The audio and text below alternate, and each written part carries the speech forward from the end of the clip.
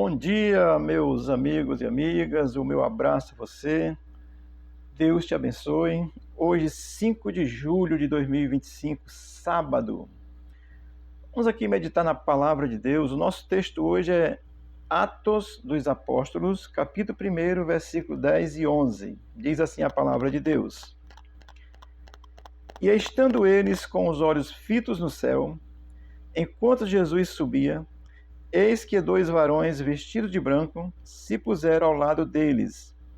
E lhes disseram: Varões galileus, por que estáis olhando para o alto, as alturas? Esse Jesus que dentre vós foi assunto ao céu, virá do modo como o vistes ir. Amém?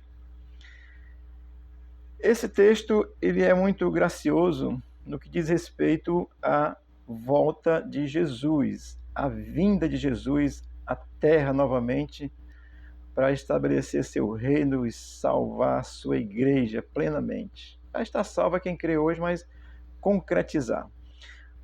Vamos aqui ao texto, tirar algumas lições dela para nós, para o nosso entendimento, para a nossa fé, que é aprender com as Escrituras, tá certo? É a Escritura pela Escritura, tá bom?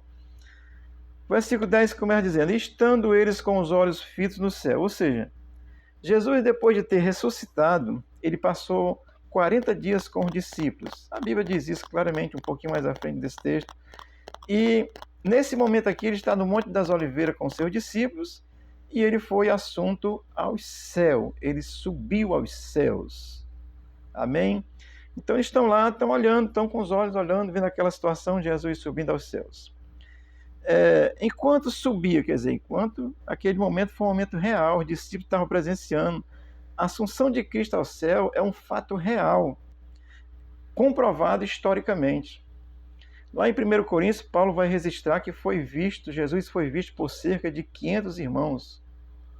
Naquele contexto, bastava 2 pessoas para uma palavra valer, bastava 2 testemunhas, 500 então. Então aqui, Jesus está subindo aos céus depois de ter passado 40 dias ensinando as coisas finais aos discípulos, está certo? Aí, essa condição é muito graciosa. No versículo, em 1 Coríntios 15, 16, ele vai dizer que foi 15, 6, aliás, vai dizer que cerca de 500 pessoas viram Jesus naqueles 40 dias e alguns já dormem. Os que dormem são os que aguardam a ressurreição, tá certo? Que morreram crendo. O versículo vai dizer ainda assim: Eis que 2 varões vestidos de branco se puseram ao lado deles. 2 varões aqui são 2 anjos, vestidos de branco. Isso é uma simbologia dos anjos, né? Vestido de branco. Assim como aconteceu no túmulo, né? Quando as mulheres vão lá, tem 2 anjos, um está ao lado da cabeça, outro dos pés, e ele diz a quem procurar, Jesus de Nazaré não está mais aqui, ressuscitou e tal. Então, aqui é uma visão angelical. Isso era muito comum no contexto do Velho Testamento e ali no Novo Testamento e tal, iniciando. E ainda hoje você pode ter a visão de um anjo. Tenha só cuidado, porque tem anjo do mal e tem anjo do bem, tá certo? Isso é verdade. Mas aqui, 2 varões vestidos de branco se puseram ao lado deles, ou seja, 2 anjos, assim, chegaram ali ao lado dos discípulos, e dizendo assim: vocês estão olhando aí? O que eles vão dizer a seguir? Vocês estão olhando aí para o alto por quê? É isso mesmo. É o versículo onde diz assim: E lhe disseram: Varões galileus, por que estáis olhando para as alturas? Né? Eles fazem questionamentos.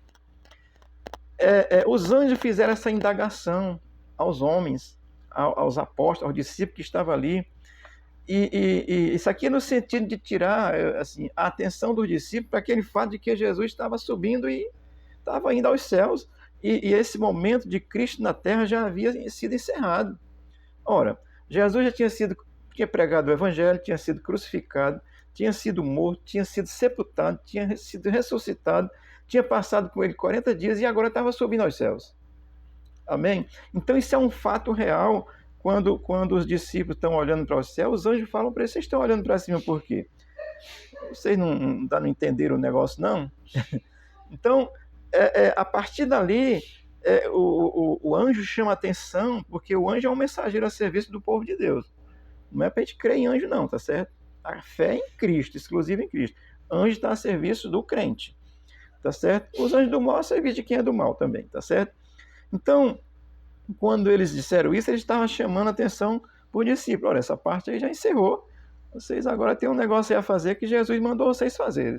Eu estou só colocando aqui porque eu vou lembrar a você que em Mateus capítulo 28, do versículo 18 ao 20, é a grande comissão, quando Jesus chega para os discípulos, ele diz que foi dado a ele todo o poder nos céus e na terra, e ele vai dizer que eles vão e pregam a todas as nações, batizando em nome do Pai, do Filho e do Espírito Santo, e ele vai dizer ainda que estou convosco todos os dias até a consumação do século. Então, dentro de tudo isso, vai ter uma consumação do século também, já para você entender. Mas os anjos estão chamando a atenção para esse episódio que já se findou. Jesus, a Escritura diria que ele vinha, então ele veio, fez a sua missão, ressuscitou, pregou por discípulos novamente, ensinando as coisas finais. E agora subiu ao céu, essa etapa encerrou.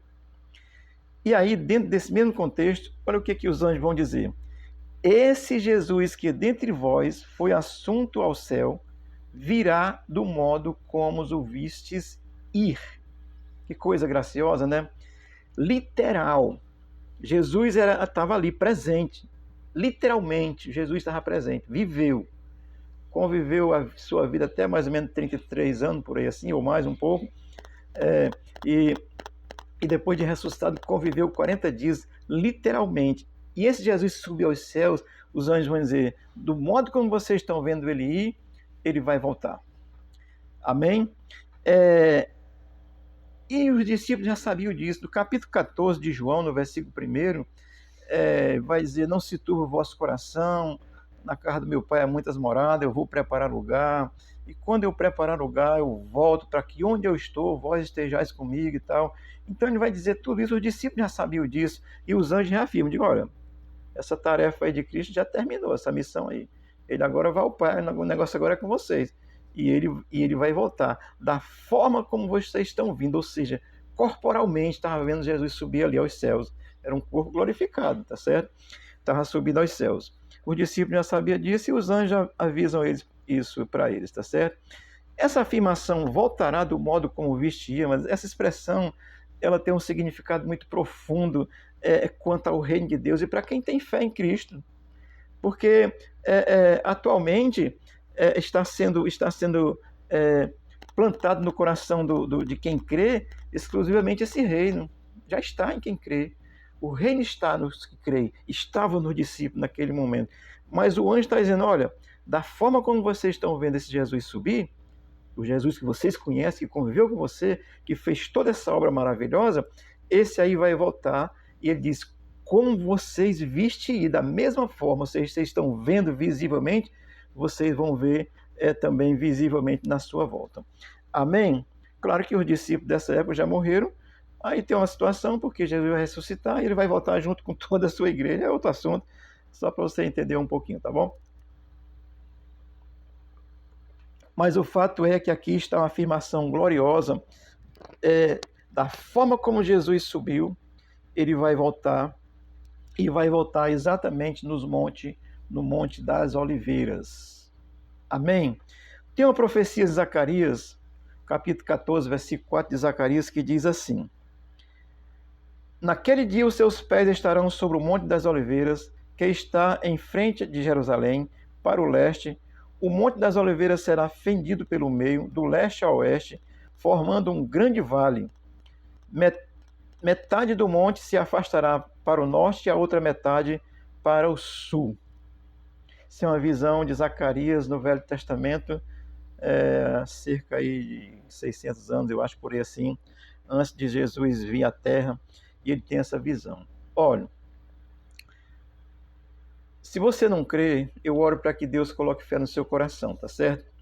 A volta de Cristo, ele será um acontecimento extraordinário, real e com poderes glorioso espiritual. O Monte das Oliveiras vai se abrir e vai formar um grande vale. Diz que vai, no Apocalipse diz que vai correr um rio para um lado e para o outro e tal. Então isso é um acontecimento portentoso na vinda de Cristo, porque a presença de Cristo na sua vinda com todo o seu poder e glória, vai acontecer essas coisas extraordinárias, tá certo? Se você é cético, procure pesquisar, ver o que a ciência diz. Os geólogos aí, eles são estudiosos dessa área, e ali as placas tectônicas naquela região onde está o Monte das Oliveiras, aquela área de Jerusalém, o Monte das Oliveiras que está ao norte, ele tem uma falha nele, que se a gente tivesse força para puxar uma metade para o lado para o outro, ele se partiria ao meio, porque essa falha deixa exatamente ele com a condição de se partir ao meio. Amém? Deus é real. A sua vinda, quando Cristo nasceu, foi uma vinda real. Cristo se fez presente, subiu aos céus, todo mundo, quem estava lá presenciando, um fato real, virá de forma real e visível e será no Monte das Oliveiras, e o monte vai ser fendido de uma para o outro lado e ser formado um grande vale. Olha, isso é gracioso, tá certo, meu querido? O desejo do meu coração é que o Espírito de Deus gere fé em Cristo no teu coração. Isso aqui não é religião, isso aqui é a palavra de Deus. É palavra de Cristo revelada aos seus apóstolos, ensinada, revelada pelos anjos de Deus que estão a serviço do povo de Deus. Chegou e falou, disse, olha, da forma como vocês estão vendo aí, vocês vão ver voltar. Ou seja, vai ser uma volta literal. Amém? Depois eu vou falar aqui sobre a volta de Cristo, exatamente, porque são dois momentos. Um para levar a igreja e o outro vindo com a igreja. Mas vai acontecer aqui na vinda com a igreja, os seus pés estarão tocando no Monte das Oliveiras e o monte se fenderá de norte a sul, de leste a oeste, e abrirá um grande vale no meio do monte para que as pessoas possam passar salvos. Isso é poder de Deus. Esse dia vai ser magnífico. Amém? Deus te abençoe, o Espírito de Deus gere fé no teu coração e você possa ser graciosamente abençoada pela presença e abençoado pela presença de Deus na sua vida. Deus te abençoe e te guarde no nome de Jesus. Abençoe o nosso Brasil. Amém.